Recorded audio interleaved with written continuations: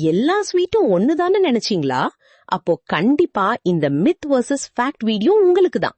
முதலாவது மித், எல்லா ஸ்வீட்டும் ஒரே மாதிரி தான் இருக்கும்னு நினைக்கிறது.